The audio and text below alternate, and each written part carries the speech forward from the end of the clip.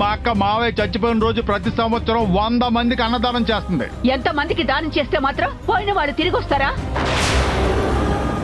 నువ్వెన్ని పుణ్యకార్యాలు చేసినా నా దృష్టిలో మాత్రం పాపాత్మురాలివే. టైంకి హాస్పిటల్కి తీసుకెళ్ళినా తాత బతికేవాడేమో, అది కూడా చేయలేకపోయావు. దాంతో నీ జీవితాన్ని పోగొట్టుకున్నావు, మాకు సంతోషాన్ని దూరం చేశావు. తల్లిదండ్రుల తప్పులు పిల్లలకి చుట్టుకుంటాయంటే ఇదేనేమో.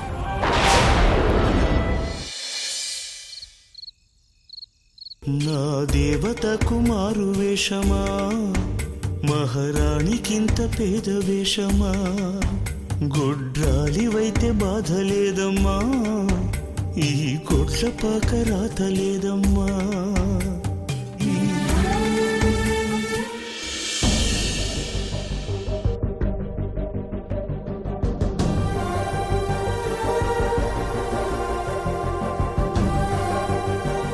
అరే గోపి, హ్యూమిలేషన్ అంటే ఏంటి? హ్యూమిలేషన్ అంటే అవమానం రా. ఓహో, ఎక్కడున్నావా? ఎక్కడని ఎత్తుకోవాలి నిన్ను? పిల్లలు చదువుకుంటున్నారని ఇక్కడే ఉన్నాను అత్తయ్య. నీకొచ్చింది చదువు, నీ కొడుకులకు కూడా వచ్చేస్తుందని కలలు కంటున్నావా? ఆ సూదిదారంతో ఏం చేస్తున్నావు? అది చీర కొంచెం చిరిగిందని కుట్టుకుంటున్నాను అత్తయ్య. ఏ మీ అమ్మా బాబులు చీరలు కూడా కొనివ్వలేదా? అయినా ఆ సంగతంతా నాకెందుకులే గాని, చుట్టాలొచ్చే టైం అవుతుంది. ఈ కూరగాయలైనా కోస్తావా లేక నన్నే కోసుకోమంటావా? క్షణాల్లో కోసిస్తాను. ఇలాంటివి మాత్రం క్షణాల్లోనే చేసేస్తావులే. హ్యూమిలేషన్ అంటే ఇదేరా. అంచుడాబే గాని పంచడాబు లేదన్నట్టు మీ నాన్న నిన్ను బాగానే అంటగట్టాళ్లే. ఏమైంది కాంతం, మళ్ళీ మొదలు పెట్టావా? సందు దొరికితే చాలు ఏదో ఒకటి అనాలని చూస్తావెందుకు? అనక నెత్తినెక్కించుకోమంటావా ఏంటి? ఈవిడి గారు నాన్న ఏం చేశారో అప్పుడే మర్చిపోయారా? ఎక్కడ మర్చిపోనిచ్చావే? జరిగి ఇన్నేళ్లైనా ప్రతిరోజు గుర్తు చేస్తూనే ఉన్నావు కదా. నన్ను అంటారే గాని నేను నా కొడుకు పడుతున్న బాధ మాత్రం మీకు కనిపించదే. కమ్మగా మాట్లాడి సంబంధం ఖాయం చేసుకుంటాడా? చదువుకుంది 10th పాస్ అని అబద్ధం చెప్పి పెళ్లి చేస్తారా? ఇస్తానన్న కట్నం కూడా ఇవ్వకుండా ఎగ్గొట్టి మాయమైపోతాడా? మాయమైపోలేదు అత్తయ్య, కాలం చేశారు. నా గురించి ఆలోచించి ఆలోచించే కాలం చేశారు. ఏదో సాధించినట్టు చెప్తావేంటే? అబద్ధాలు చెప్తే అర్ధంతరంగా పోరా ఏంటి? కాంతం, ఇంకా నువ్వు ఆపుతావా? ముందు నువ్వు లోపలికి వెళ్ళు. వెళ్ళక ఈ దిష్టి బొమ్మను చూస్తూ నిలబడతారా ఏంటి? చూడమ్మా, దాని మాటలకు నువ్వేం బాధపడకమ్మా. పర్వాలేదు మావయ్య. అమ్మకి ఇవన్నీ అలవాటే తాతయ్య, రోజు తింటుందిగా తిట్లు. మేము తప్పు చేస్తే స్కూల్లో మాస్టర్ గారు తిడతారు, అమ్మ తప్పు చేస్తే ఇలా నాన్న నానమ్మ తిడతారు. మా స్కూల్లో హెడ్ మాస్టర్ లాగా ఇంట్లో నువ్వు మాత్రమే సైలెంట్గా ఉంటావు తాతయ్య.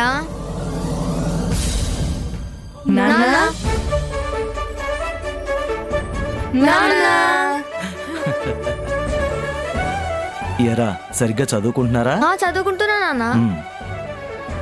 పరీక్ష పెడితే 100% ఉత్తీర్ణత వచ్చేస్తుంది. ఇంతకీ ఐస్ క్రీమ్స్ తెచ్చావా లేదా నాన్న? ఐస్ క్రీంలు తెచ్చేంత ఆస్తి మీ అమ్మేమీ తీసుకురాలేదురా. నా సంపాదనతో మీకోసం లాలీపాప్ కొన్నాను. తీసుకోండి తీసుకోండి తీసుకోండి, తీసుకోరా. థ్యాంక్ యూ రా. కృతజ్ఞతలు నాన్న. నీకు తెలుగు బాగా వచ్చేసిందిరా, ఏదో ఒకటి నేర్చుకో, లేకపోతే మీ అమ్మలాగే తిట్లు తినాల్సి వస్తుంది.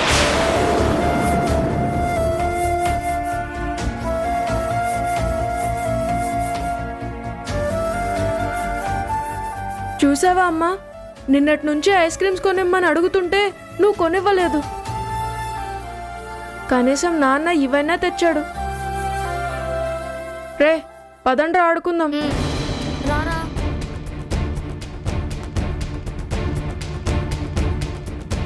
ఏంటి ఇంకా నిలబడే ఉన్నావా?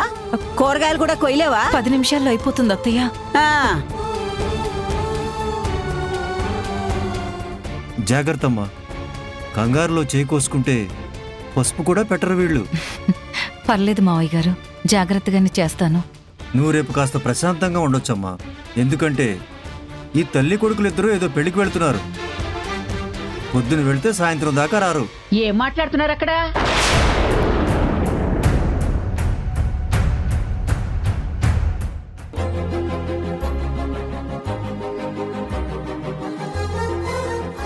మావయ్య కాఫీ తీసుకోండి. ఉమ్.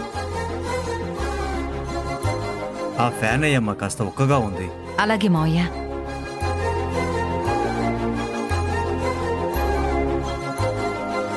పిల్లలేరమ్మా? బయట ఆడుకుంటున్నారు మావయ్య. ఆదివారం కదా, పరీక్షలు వస్తున్నాయి, చదువుకోండ్రా అన్నా కూడా వినలేదు. వాళ్ళు నీ మాట ఎందుకుంటారమ్మా? నేను చూస్తూనే ఉన్నాను కదా. నా కొడుకు నువ్వంటే లెక్కలేదు, అది చూసిన నీ కొడుకులకి నీ మాట అంటే లెక్కలేదు. ఎప్పుడు మారతారో ఏంటో. చిన్నపిల్లలు కదా మావయ్య, ఎదిగే కొద్దీ వాళ్లే తెలుసుకుంటారు. తెలుసుకుంటే మంచిదే అమ్మా, లేకపోతే నీ బ్రతుకింకా భారం అవుతుందమ్మా. ఇవాళ చూసావా, ఇంట్లో సూర్యకాంత్ మురళి ఇద్దరూ లేకపోవడంతో ఇల్లంతా ఎంత ప్రశాంతంగా ఉందో. అదేంటి మావయ్య, ప్రశాంతత కోసం మనుషుల్ని వదులుకుంటారా ఏంటి? నేను ఈ ఇంటి కోడల్ని. అత్త మావయ్య మొగుడు అన్నాక ఒక మాట అననే అంటారు.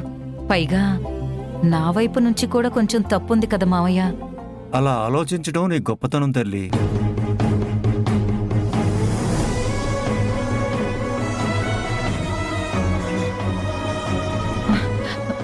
అదేంటి మావయ్య అంత చెమటలు పట్టేస్తున్నాయి? కొంచెం ఫ్యాన్ పెంచమంటారా? పెంచమ్మా.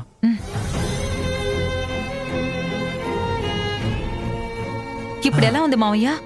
ఊపిరి తీసుకోవడం కష్టంగా ఉందమ్మా.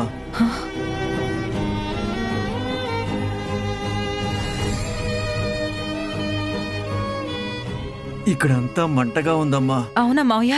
ఉండండి, నేను కొంచెం మంచినీళ్ళు తీసుకొస్తాను. మావయ్య మంచినీళ్ళు తాగండి.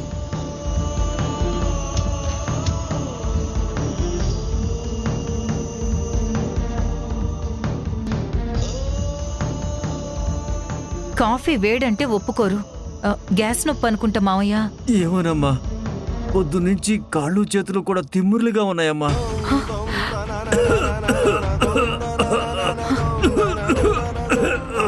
అదేంటి మావయ్య దగ్గుతున్నారు? రండి డాక్టర్ దగ్గరికి వెళదాం. డాక్టర్ ఎందుకులేమ్మా, ఆ పుస్తకం ఎలా ఇవ్వు, ఆర్ఎంపీ రాంబాబుకి ఫోన్ చేస్తాను. ఇదిగోండి మావయ్య.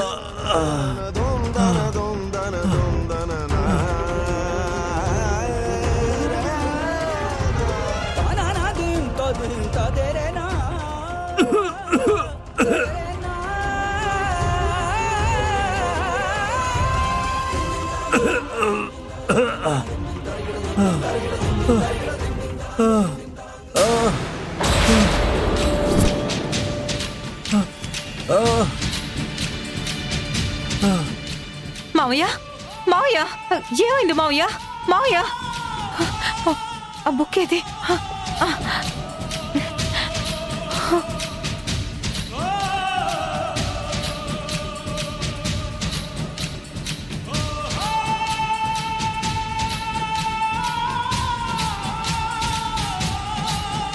ఇందులో డాక్టర్ రాంబాబు గారి పేరేదో నాకు తెలియట్లేదు.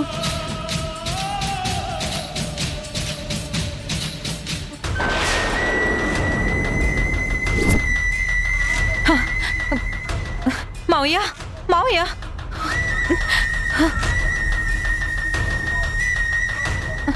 తేజ, సీను,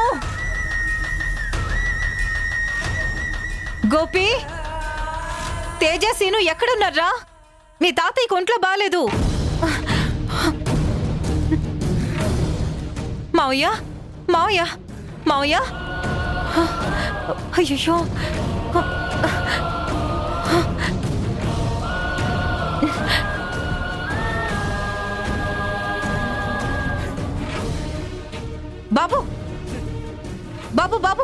నిమిషం ఆగు బాబు. ఇందులో డాక్టర్ రాంబాబు ఆయన నెంబర్ ఎక్కడుందో చెప్పు. ఇక్కడ ఏదో ఉంది చూడు. ఇక్కడ చూడు.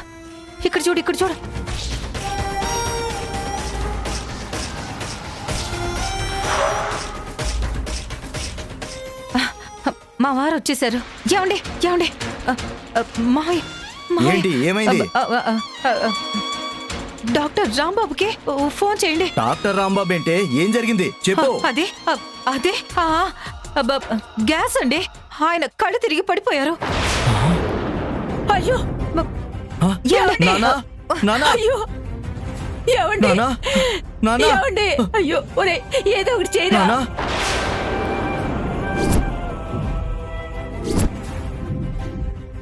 ఈయనకు వచ్చింది ఆయాసం కాదు, గుండెపోటు.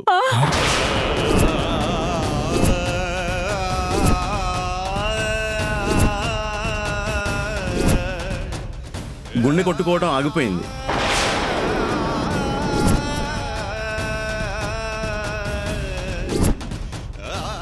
ఐఎమ్ సారీ అండి, ఆయన్ని బతికించలేకపోయామండి.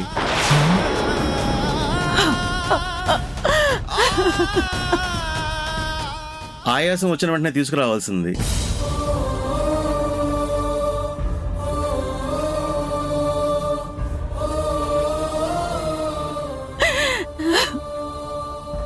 హార్ట్ అటాక్ అంటే అంతేనండి, మాకు ఎక్కువ టైం ఉండదు. పక్కనున్న వాళ్ళకి అది హార్ట్ అటాక్ అని తెలిస్తేనే ప్రాణాలు కాపాడడానికి చిన్న ఛాన్స్ ఉంటుంది.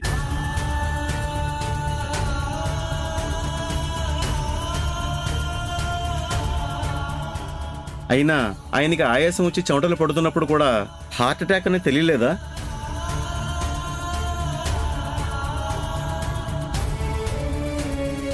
ప్రతి క్షణం ఎంత విలువైనదో ఇలాంటప్పుడే తెలుస్తుందండి. మీరు ఇంటి దగ్గర ఫస్ట్ ఎయిడ్ చేసినా బాగుండేది.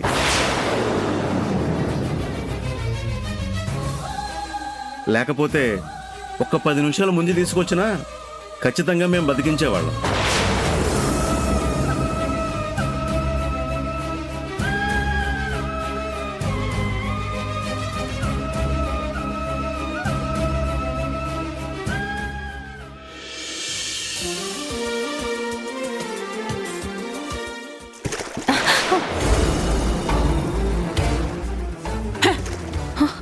మా బతుకుల్లో పెట్టిన ముగ్గులు చాలు, ఇంటి ముందు కూడా పెట్టక్కర్లేదు.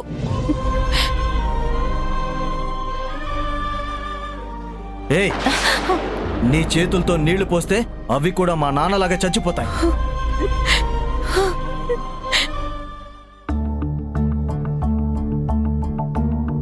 ఏయ్, ఎన్ని దండాలు పెట్టుకున్నా నువ్వు మాకు చేసిన ద్రోహం పాపల్లా అంటుకుని నిన్ను వదలదే.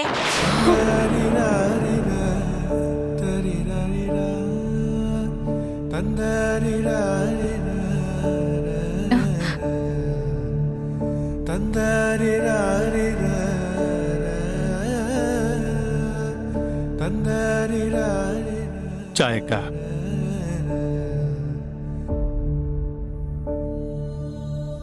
బాధను దాచుకుని హాయిగా మాట్లాడగలగడం, కన్నీళ్లు తుడుచుకుని నవ్వగలగడం చాలా కష్టం కదా అక్క.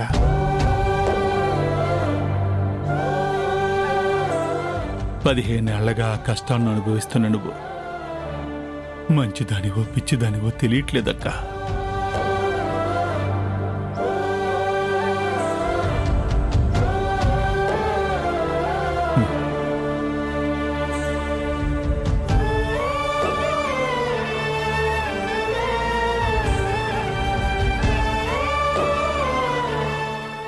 మంచితనం పిచ్చితనం కాదురా, బాధ్యత. ఆ రోజు నా వల్ల జరిగిన పొరపాటు ఒకరికి భర్తని, ఒకరికి తండ్రిని దూరం చేసింది. ఆ బాధ వాళ్ళకి కోపంగా మారింది, నాకు శాపంగా మారింది. నా వల్ల జరిగిన తప్పుని సరిచేసుకోలేను కానీ నా మీదున్న బాధ్యతలు సరిగ్గా నెరవేర్చాలి కదరా. కానీ ఏదో ఒక లోపం వెతుకుతూ ప్రతిసారి నిన్ను అవమానిస్తూ నిన్ను అర్థం చేసుకోని వాళ్ళ కోసం ఇదంతా అవసరమా అక్క? ఎవర్రా వీళ్ళంతా? నా భర్త, నా పిల్లలే కదా. ఆ రోజు నాకు చదువు రాకపోవడం వల్లే కదా మావయ్య గారిది గుండెపోటని తెలుసుకోలేకపోయాను. కనీసం ఫస్ట్ ఎయిడ్ కూడా చేయలేకపోయాను. పెళ్లి చూపుల్లో నాన్నగారు నీకు చదువచ్చు అని చెప్పమంటే తెలియక నేను కూడా అలాగే చెప్పేశాను. పైగా ఇస్తానన్న కట్నం కూడా ఇవ్వకుండా పోయారు. దాంతో వీళ్ల ప్రవర్తన పూర్తిగా మారిపోయింది. వీళ్ల స్థాయికి తగ్గ కోడల్ని కాదు అని భావన మిగిలింది. ఇంట్లో పనిచేయడానికి ఒక యంత్రంగా, అలంకారానికి వస్తువుగా, లెక్క పెట్టడానికి ఒక మనిషిగా, అంతే తప్ప అసలు విలువంటూ లేని జీవితంగా మారిపోయింది. కానీ ఇప్పుడు నీ పరిస్థితి అది కాదక్కా. నువ్వు సంపాదిస్తున్నావు. సొసైటీలో నీకంటూ ఒక పేరుంది. సొసైటీలో మంచి పేరు ఇప్పుడొచ్చిందిరా. కాని నా సంసారంలో చెడ్డ పేరు ఎప్పుడో వచ్చేసింది. ఇలా ఎంతకాలం బాధపడతావు అక్క? తెలీదురా. నాలాంటి కష్టం మరే ఆడపిల్లకి రాకూడదు. ఆడపిల్ల పుట్టింట్లో యువరాణిలా పెరుగుతుంది, మెట్టింట్లో మహారాణిలా బతకాలనుకుంటుంది. కాని ఒకరికి కోడలిగా వెళ్లడం అంటే అదేదో పదవి కాదు, బాధ్యత అని ఆడపిల్లలు తెలుసుకోవాలి. పుట్టింటి పెంపకం మీద నమ్మకం, అత్తింటి వాళ్ల గౌరవం వాళ్ల మీదే ఆధారపడున్నాయని గుర్తుంచుకోవాలి. నాలా మరే కోడలి జీవితం పాడవకూడదు. ఆ ఆశయంతో స్టార్ట్ చేసిందే కోడళ్ళ ట్రైనింగ్ సెంటర్.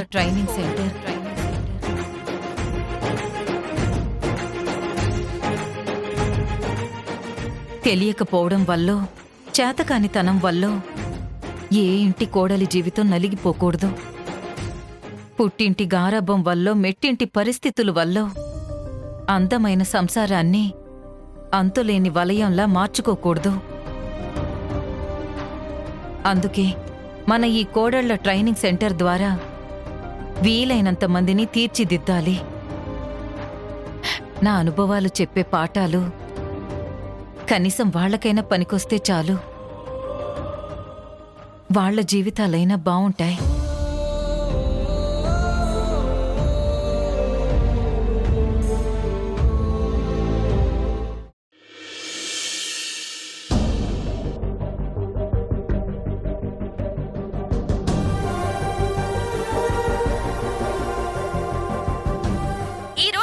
సమావేశంలో మంత్రి గారు మాట్లాడుతూ, మనం కూతుర్లని కనగలం కానీ వాళ్ళ తలరాతని కనగలమా? ఎవరికి ఏమి రాసి పెట్టుంటే అదే జరుగుతుంది. ఎదుగో ఈ వెయిటింగ్ ఏదో కూర్చొని చెయ్యండి. మళ్ళీ రాత్రి వచ్చి కాళ్ళ నొప్పులు కాస్త నొక్కు అంటే నాకు కుదరదు. అబ్బా, ఎప్పుడు పడుకుని నిద్రవటానికి సొత్త పెట్టి పద్మా. అమ్మాయి గురించి నీకే టెన్షన్ లేదా? ఎందుకు టెన్షను? కోడళ్ళ ట్రైనింగ్ సెంటర్ నుంచి ఆఫీస్కి వెళ్ళొస్తానంది కదా, దానికి తగ్గట్టుగానే టైమింగ్స్ మార్చుకుంది కదా. అసలు సెంటర్లో ఏం జరిగిందో ఏటో. జరగకూడదు జరుగుంటే ఈ పాటికి అమ్మాయి నుంచి ఫోన్ వచ్చేది కదా. తాగుడుకి అలవాటు పడ్డ తండ్రి పుస్తెలు కూడా తాకట్టు పెట్టడంతో పోలీసులను ఆశ్రయించిన తల్లి.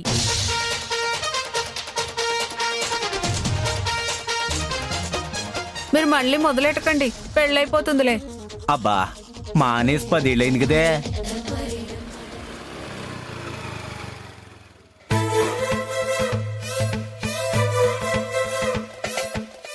అగో, మా వరాలు వచ్చేసింది.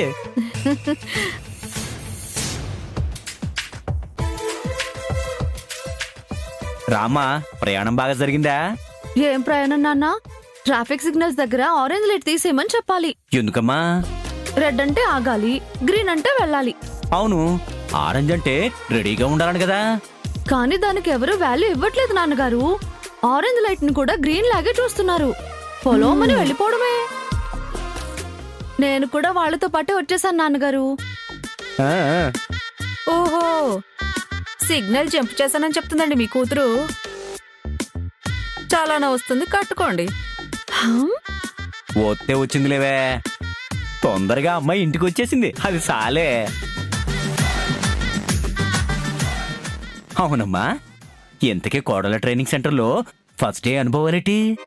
సెంటర్కి నాన్నగారు చాలా బాగుంది. ఆవిడ కూడా చాలా పద్ధతిగా ఉంది, బాగా మాట్లాడుతుంది. తనని అత్తయ్య అని పిలవమంది. ఓహో, బలి గమ్మత్తుకుందే. ఆ ముందు ముందు ఇంకా గమ్మత్తుగా ఉండేలా ఉంది. అసలు పిలుపు దగ్గర నుంచి పద్ధతి మొదలెట్టిందంటే ఆవిడ ఖచ్చితంగా నిన్ను మార్చేస్తుంది లేవే. ఆ అది సరే గాని, నువ్వు పెళ్లి చేసుకుని నాన్నగారింటికి వచ్చినప్పుడు నీ ఎక్స్పెక్టేషన్స్ ఏంటి?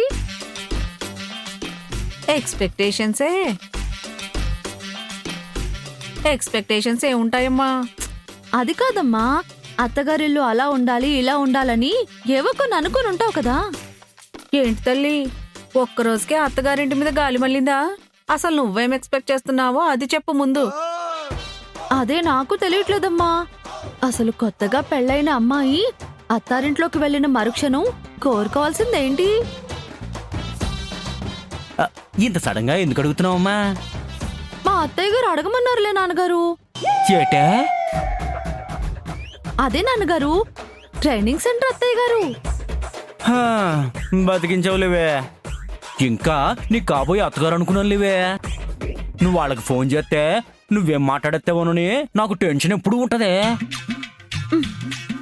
దీని గురించి తెలిసిన వాళ్ళు ఎవ్వరూ దీనికి ఫోన్ చేయరు తెలుసా? అబ్బా టాపిక్ మార్చకండి. ఇప్పుడు నా ఇంటెలిజెన్స్ మీద డిబేట్ అవసరమా? అసలు అత్తారింట్లో ఏం ఎక్స్పెక్ట్ చేయాలో చెప్పండి. చూస్తుంటే ఇదేదో సీరియస్ మ్యాటర్లా ఉంది కదమ్మా. అసలా పెళ్ళైన కొత్తలో నువ్వేం కోరుకున్నావు పద్మా? మీ అమ్మ విసుక్కోకపోతే బాగుండని కోరుకున్నాను. మీ నాన్న కాఫీ అడక్కపోతే బాగుండని కోరుకున్నాను. మీ చెల్లెలు అదే నా ఆడపడుచు నా చీరలు అడక్కపోతే బాగుండనుకున్నాను. వ్యవసాయం కోసం నా నగలు తాకట్టు పెట్టకపోతే బాగుండనుకున్నాను. పక్కింటి వాళ్ళకి నా మీద చాడీలు చెప్పకపోతే బాగుండనుకున్నాను. పొద్దున్నే లేపకూడదని, వంట పనులు చెప్పకూడదని, సండే సండే పుట్టింటికి పంపించాలని, ఇలా ఇలా ఎన్నెన్నో పెళ్ళైన కొత్తలో కోరుకున్నాను. అయితే ఏంటి, అవేమన్నా తీరాయా ఏంటి?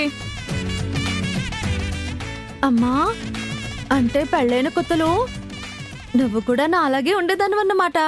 నీ అంత తింగర్దాన్లో మాత్రం కాదులే. అత్తలేని మామా, నువ్వు కూడా వ్యాయామం చెయ్యి. పొట్ట తగ్గి దేహం దేహంలా మారుతుంది. మా దేహము కొరకు నీవేమి సందేహపడకము అల్లుడు తేజ. అయినా ఒరే అల్లుళ్ళు, మీకెందుకు ఎక్సర్సైజ్లు? మీరేమన్నా పెళ్ళిళ్ళు చేసుకుంటారా, పిల్లలగా అంటారా? హాయ్రా. చేతిలో శుభలేఖలు పట్టుకుని అశుభవార్త చెప్పడానికి వస్తున్నాడా? అవునరా, జరక్క జరుగుతున్న పెళ్లి. వివాహం విషంతో సమానం. పెళ్ళంటే పెయిన్ రా. మనశ్శాంతి లేకుండా మోత మోగిస్తుందిరా. మీరు అమ్మాయిలకి దూరంగా ఉంటుంటే అదో మంచి క్వాలిటీ అనుకున్నాను రా. కానీ మీకు వాళ్ళంటే పడదా? కొంపదీసి మీరంతా